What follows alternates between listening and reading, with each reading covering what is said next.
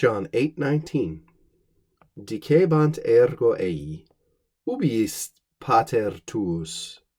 Respondit Iesus, neque me scitis, neque patra meum. Si me sciretis, forsitan et patra meum sciretis. Therefore they were saying to him, Where is your Father?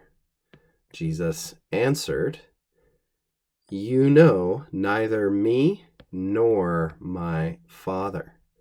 If you knew me, perhaps also you would know my Father. This is quite an interesting verse. There's a few things going on that we want to comment on, both grammatically and in terms of puzzling through the sense of what Jesus is saying here. Our speech formula is relatively straightforward. We've got our dative of the person spoken to. We want to notice the imperfect tense here, dicebant. They were saying, they were in the midst of saying to him, they were in the process of saying to him, they were going on and saying to him, perhaps even repeatedly, ubi est pater tuus. Okay, so they're responding to what he's just said. He's just said, look, it's not just me who's bearing testimony, who's making judgments. It's also my pater, my Father. And this identification of Jesus with God the Father is kind of the crux of the issue, both for him and for his listeners. So Jesus answered them, and here's what he says. You don't know, and notice the plural here, y'all don't know me, nor my Father. Now, strictly speaking, you could say, well, shouldn't he repeat scitis here? He could have, but it's not necessary to the sense. And we do this in English all the time. We omit words when it's clear from the context that they ought to be doubled or repeated or to apply twice to two different elements in a sentence.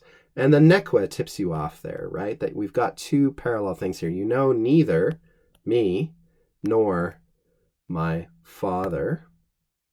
And this clause following here is the real gem of the sentence, grammatically speaking, just in the sense that it gives us an excuse to talk about something fun. And that is a particular kind of condition, usually called a counterfactual or contrafactual condition. Either way, it doesn't matter. And this is a present contrafactual condition. So these kinds of conditions can appear describing past situations or present contemporary situations, and this is a case of the latter. So what we've got here is the imperfect subjunctive in both cases, okay? So sciretis and then again sciretis.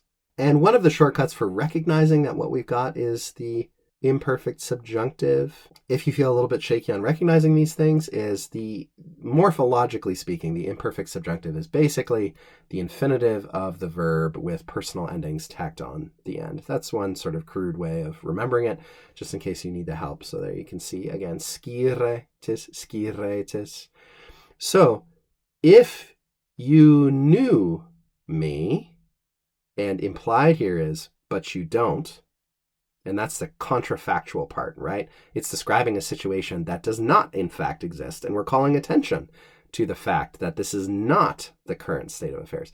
If you knew me, but you don't, perhaps also you would know my Father, but you don't, because of the first part of the condition, right? So this is a really handy mode of expression. Now, if we wanted to put all that in the past, we could use the pluperfect subjunctive. We would say, if you had known me, but you didn't, then you would have known my Father, but you didn't. But we don't have that. We have the imperfect subjunctive, so we'll just stick to the contemporaneous present idea here. And what he's saying is, this is a missed opportunity, right? You guys don't know me, you don't know my Father. Now, the last thing we want to comment here on is forsitan. This really doesn't belong in the verse at all. Erasmus, in his commentary on the Latin translation here, says, no, we should just cross this out, get rid of it. It probably has to do with the translator's misinterpretation of the particle on in the corresponding Greek verse, which we're not going to get into. You can look at Dr. Plummer's version in Greek of this verse if you want to get into how that particle is used and so forth. You can look it up also in your reference dictionary for Greek. In any case, forsitan doesn't really belong in the Latin. This is an interesting word, though, not least because it is a contraction of force, sit, on. Actually, a 3-word phrase that got smushed together into forsitan with lots of use. And it's a phrase that introduced sort of situations where something is doubtful or might involve 2 alternatives, something like that. We don't need to get too much into it, but I thought you might be interested to hear about that.